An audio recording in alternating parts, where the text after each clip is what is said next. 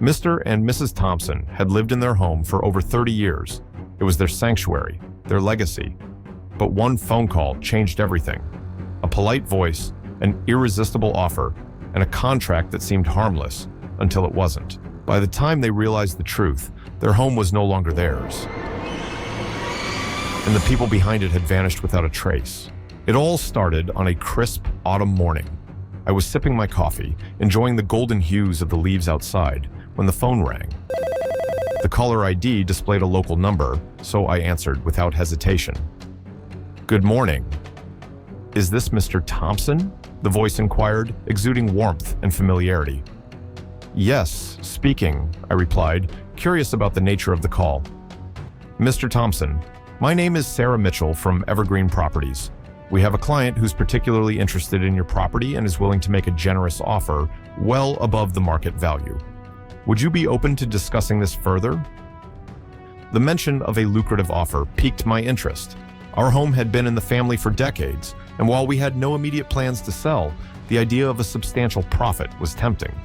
"I appreciate the offer, Ms. Mitchell, but our home isn't currently on the market," I responded cautiously. "Understandable," she said smoothly. "However, our client is very keen and willing to accommodate any terms that suit you. Perhaps we could schedule a meeting to discuss potential arrangements?"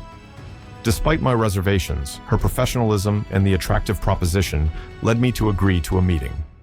A few days later, Sarah arrived at our doorstep, impeccably dressed and carrying an air of confidence. She presented documents detailing the offer, which was indeed significantly higher than the property's assessed value. "Our client believes your home is perfect for their needs and is prepared to expedite the process to your convenience," she explained, her smile unwavering. "Why the urgency?" I inquired, suspicion creeping in. "There's a personal connection to the neighborhood," she replied without missing a beat. "They've admired your property for years and are now in a position to make it their own." Flattered and enticed by the offer, my wife and I decided to proceed cautiously. Sarah provided a contract, which we agreed to review with our attorney. However, she subtly suggested that involving legal counsel might delay the process and potentially jeopardize the offer. "Mr. Thompson, I assure you, this is a standard agreement. Our client is eager, and any delays could lead them to consider other properties," she warned gently. Feeling the pressure and not wanting to lose the opportunity, we skimmed through the contract. "Just sign here and initial there," she directed, her pen poised. We hesitated, but ultimately signed the documents. "Excellent. We'll handle the rest and be in touch shortly," Sarah said, collecting the papers and leaving with a satisfied smile. Days turned into weeks with no communication. "Have you heard anything from Sarah?" my wife asked, concern evident in her voice. "Not yet. I'll give her a call," I replied, dialing the number she had provided. To my dismay, the line was disconnected. Panic set in. We contacted Evergreen Properties directly, only to learn that no one named Sarah Mitchell worked there, and they had no record of any offer on our property. Our hearts sank as we realized we had been duped. We immediately sought legal advice, hoping to nullify any fraudulent claims on our property. Our attorney discovered that the documents we had signed were cleverly disguised transfer deeds, effectively signing over ownership of our home. The nightmare escalated when we received an eviction notice from a company claiming to be the new owners. Desperate, we delved into research and found that we were not alone. Many homeowners had fallen victim to similar scams, where fraudsters posed as interested buyers, only to swindle unsuspecting individuals out of their properties.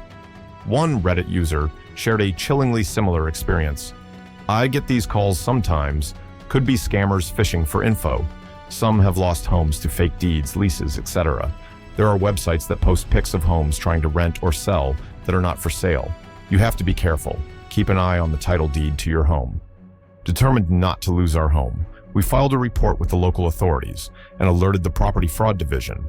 The investigation revealed that the scammers had used our personal information to create counterfeit documents, effectively stealing our property on paper. It was a lengthy and arduous legal battle, but eventually, the court ruled in our favor, restoring our rightful ownership.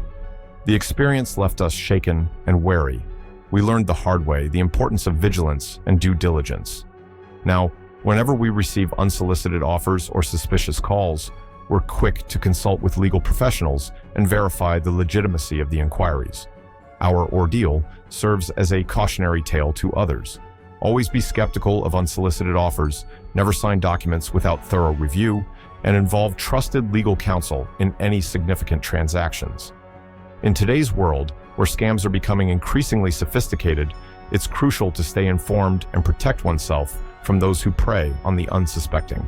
Reflecting on the incident, we realized how easily we could have lost everything we'd worked for.